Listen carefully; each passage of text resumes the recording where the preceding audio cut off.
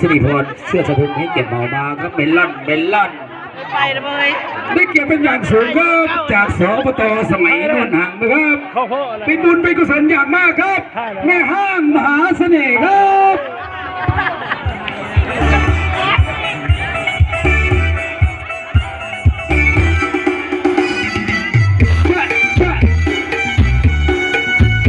ในรอบ3 ปีนะครับสปตเดิมเหมาเลยวงนะครับ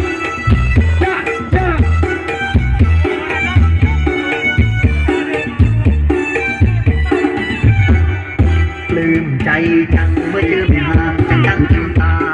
ดวงนั้นนาอายุอาวัยละไม่เกิน22หน้าตาท่าทางก็เท่แต่มีเสน่ห์เป็นกองเจ้าของเดิมที่เคยครอบครองเขาปล่อยให้น้องมาได้ให้กัน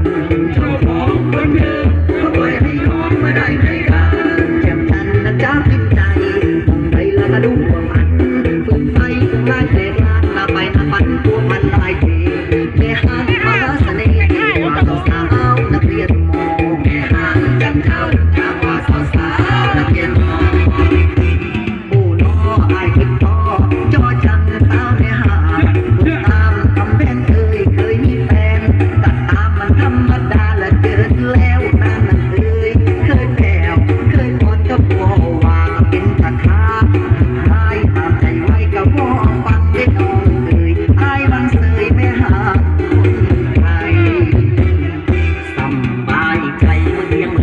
ได้พูดได้คุยเล่าสวยๆทั้งชมทั้งพูดกับลูกเลยน้องเนื้อเย็นเป็นแม่ห้างแต่พอได้ห่างคือกระทองประสบการณ์จนลงมาพอพี่น้องก็เลยนิยม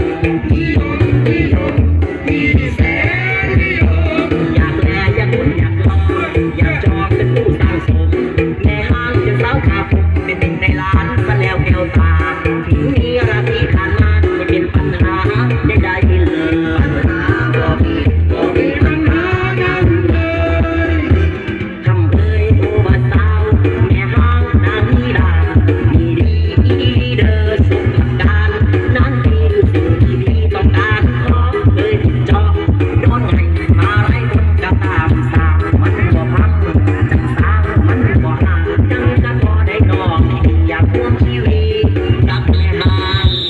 ขอบคุณมากครับสปต.1ครับ